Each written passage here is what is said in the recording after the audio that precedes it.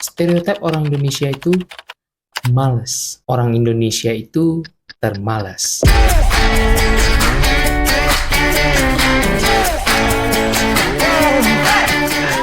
Di sini gue bukan bermaksud untuk mengeneralisasikan statement gue, tapi lebih tepatnya gue mau sharing. Karena ada yang bilang kita itu kagak malas, kita itu prokrastinasi. Dan gue yakin semua orang pasti bisa relate dengan statement ini, karena gue merasakan hal yang sama juga. Gue sih berasa gue kagak males ya, gue itu prokrastinasi. Sebagai konten kreator pemula, salah satu tantangan terbesar yang gue hadapi bukan alat, bukan ide, tapi prokrastinasi atau penundaan. Rasanya selalu ada aja alasan untuk menunda sesuatu. Belum punya peralatan bagus lah, belum siap rekaman, besok aja lah, takut konten gue tidak sebaik kreator yang lain lah. Pasti kalian pernah kan merasakan seperti itu? Walaupun gue tahu, kalau gue lakuin aksi tersebut, gue mungkin bisa lebih berkembang lagi. Tapi entah kenapa, kayak seakan-akan itu ada monyet di otak gue yang bilang, udah kagak usah ngapa-ngapain, nyantai aja, malas-malasan aja, jadi tim rebahan aja. Dan mayoritas pada bilang, lu harus punya tekad dan komitmen untuk mengusir monyet tersebut. Tapi setelah gue pikir-pikir, semua orang bisa ngomong kan, mereka komit juga kan ya. Tapi kenapa akhirnya mereka semua tetap malas dan prokrastinasi? Simpelnya ngomong mah gampang lah ya. Dan akhirnya gue ketemu cara pertama untuk ngusir otak monyet gue. Kayak ngehack otak gue untuk lakuin sesuatu yang produktif. Gue harus paham dulu gimana cara otak gue ini bekerja. Di sini gue tidak akan bahas lebih detail tentang gimana otak kita itu bekerja. Tapi pada intinya otak kita itu punya ego. Dan ego inilah yang sering kita sebut sebagai resistance atau perlawanan. Jadi kalau kita ingin mendapatkan suatu pencapaian dalam suatu bidang, kita harus bisa melawan resistance ini. Dan ini cara efektif yang gue temukan. Yang pertama, lakuin hal kecil aja dulu. Kalau lu mau buat skrip konten, coba aja satu paragraf dulu. Kalau mau ngomong depan kamera, coba aja satu kalimat dulu. Atau misalnya kalau mau badan bagus, ya coba aja jalan ke gym dulu. Tapi pasti ada yang skeptis nih. Emang bisa setelah melakukan hal-hal kecil, terus kita bisa jadi orang hebat banget? Bukannya kalau kita punya ambisi besar, aksi kita harus besar. Kalau aksi kita kecil, emang bisa jadi apa nantinya? Kok lo malah suruh kita lakuin aksi-aksi kecil doang? Tapi dengan kita lakuin hal kecil aja, secara nggak sadar kita udah nge-track otak kita dengan yang namanya zona tidak nyaman. Dan bahkan sebenarnya kita memperluas zona nyamannya secara tidak langsung. Nah, selanjutnya buat ekosistem yang mendukung.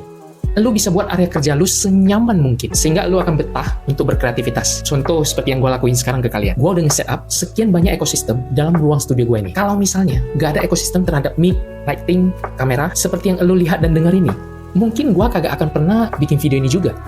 Dan gue baru sadar, gue belum cukur jenggot dan kumis gue. Tapi kita menyampingkan hal itu dulu. Kita coba benar-benar fokus dulu terhadap yang namanya ekosistem. Poin utamanya adalah kalau lo bisa buat ekosistem di rumah atau di luar, di mana kalian bisa mengasosiasikan ekosistem tersebut terhadap suatu aksi, itu akan men-trigger otak kita untuk masuk ke ekosistem dan melakukan aksi itu juga. Yang berikutnya, time blocking. Kebanyakan orang kaya atau sukses, mereka memakai yang namanya time blocking, di mana seharusnya kita secara spesifik kira-kira aktivitas ini akan dikerjakan di waktu tertentu. Kita ibaratkan seperti singa. Kenapa kayak singa? Coba kita bandingkan dengan sapi. Kalau sapi itu makan cuman nyam-nyam-nyam, kenyang. Setiap hari makan rumput dengan teratur ya gitu-gitu aja kan. Tapi kalau singa lagi berburu, benar-benar nge-sprint gila-gilaan kan, dia makan habis mangsanya dan setelah itu dia istirahat. So, sama halnya dengan time blocking ini, di mana kita betul-betul fokus, sprint gila-gilaan untuk lakuin kerjaan itu. Dan kenapa dikasih spesifik waktu? Itu karena untuk men-trigger otak kita bahwa sekarang itu adalah jam kerja. Jadi kalau cuma rencana, tidak ada time blocking untuk mengeksekusinya, ya gua ngerjainnya entar-entar aja deh, pas gua lagi mood aja lah.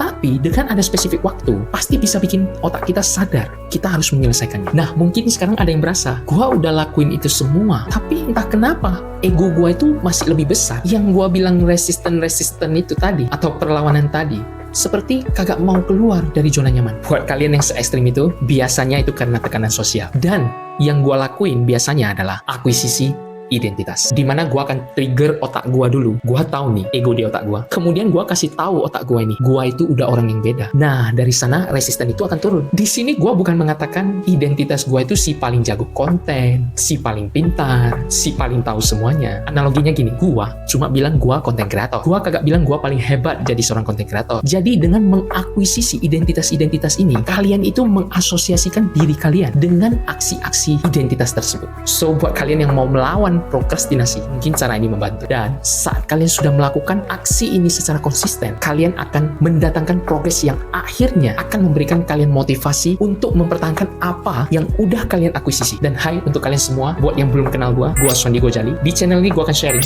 perjalanan gua sebagai seorang content creator, di mana gua juga sedang melakukan challenge 30 hari cuan dari content creator. Buat kalian yang tertarik dengan video-video gua, langsung aja follow akun sosmed gua, mumpung gratis guys. Video selanjutnya kalau kalian pengen gua ngomong tentang apa, tinggal komen di bawah aja. Jangan lupa like dan subscribe, nyalain notifnya, share ke teman kalian. Salam cuan dari konten. See you in the next video. Bye bye.